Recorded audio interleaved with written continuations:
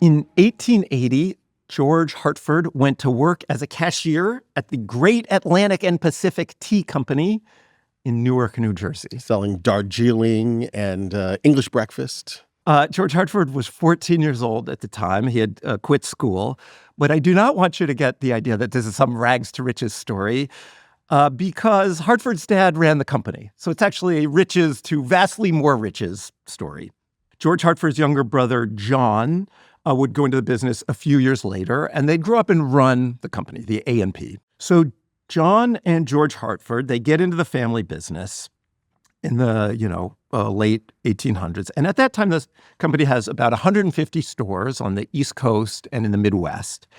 And they're doing well, but they're fundamentally in this commodity business, right? They're selling coffee, tea, and sugar, essentially.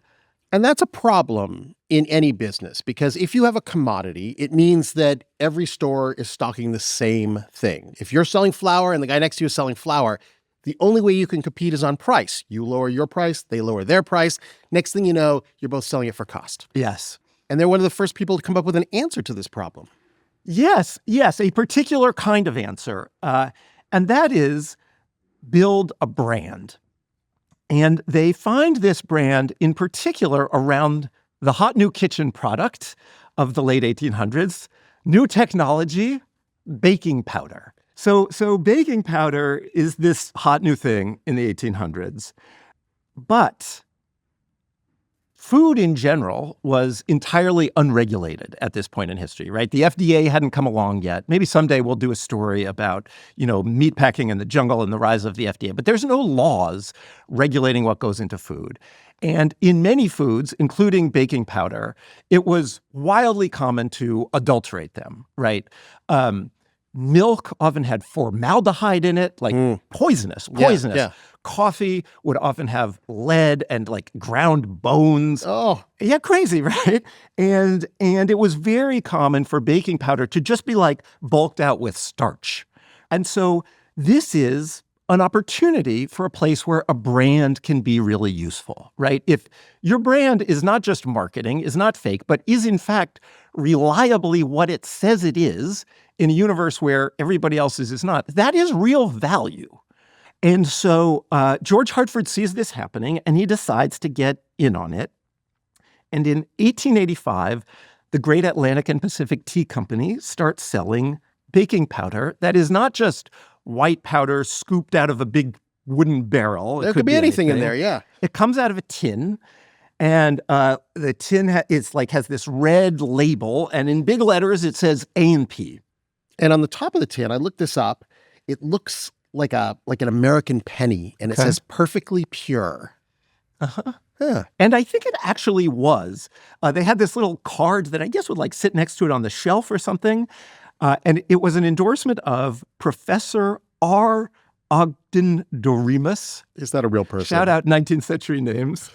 Of Bellevue Hospital Medical College. Quote, I find on chemical analysis that your baking powder is composed of pure materials. Sure, whatever that means. But great advertising. This was it told people that you can trust this brand. And in fact, if it made your cakes great, you would go back and buy it again. Yes, even if it cost a little more, crucially, right? You're paying for that reliability.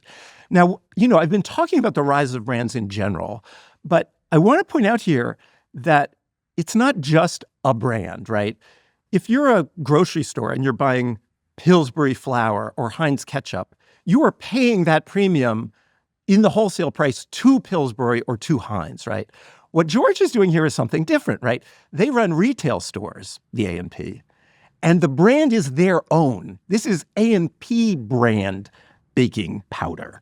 So what that means is they can charge more for it, and they get to capture the premium, the extra price. Because they're running the factories, they're running the packaging, they're running the transportation. All those areas where you lose a little bit of margin, they're keeping for themselves. Brilliant. So George Hartford has, I think, invented the store brand. And I should say A&P had sold branded coffee before this. But the baking powder is a real differentiation. And it's doing a second thing, right? It's allowing them to move beyond just a coffee and tea shop into kind of the broader grocery business. So they start growing, they're adding stores, and in 1907, they decide they're going to build this big new headquarters. And it's going to have a power plant, a bakery, a big coffee roasting plant. To your point, they are doing this vertical integration, right, to capture more of the value, right, the value chain. So John and George, they're running the company. They're leaning into this store brand, selling A&P lima beans and A&P stove polish. Not that there was probably a problem with stove polish, but at this point, the A&P brand means something, and it means it across all sorts of products. Yeah, and maybe it just has that halo, right? Yeah. Maybe it's just getting that brand halo. But the stores themselves have not changed that much, right? And let's talk for a sec about what grocery stores are like at this point, because it's nothing like what you think of today when you think of a grocery store. The early grocery stores were a high-touch business, as we would say. You would walk in, you would say hello to the person behind the counter, and you would go down your list, and they would one by one, you'd say, oh, I need 3 cups of flour, and they would toddle over, measure them out, give them to you, pull things off the shelves, right? There is a certain charm to it. Sure. But that charm is wildly inefficient, wildly costly, right? And this is part of the reason groceries were so expensive, right? So the typical family at the time spent something like 40% of their budget, of all of their money on food, compared with like 10% today. Just extraordinary. So this is the state of play around the turn of the 20th century. And George and John Hartford are thinking about how to make groceries cheaper, how to make food cheaper. And almost in secret, they open this little test store in Jersey City, New Jersey, right across the river from Manhattan.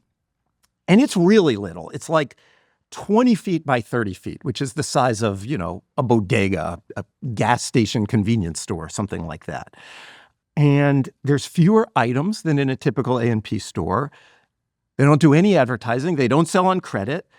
They don't do delivery. They don't even have a phone, so people can't call and ask for delivery. There's limited hours. And so all that charm you were talking about is gone. But you know what that means? Their costs are much lower. It's much cheaper to run this store, which means they can lower the prices of their goods and still be profitable. Yeah, but who would go to Jersey City and out of your way to shop at a store that is bare bones just for lower prices? Everybody. Everybody loved it. Everybody loves cheap groceries then as now. And it does look more like what turns into the modern grocery store. Not in every way, but it's cheaper stuff, less service.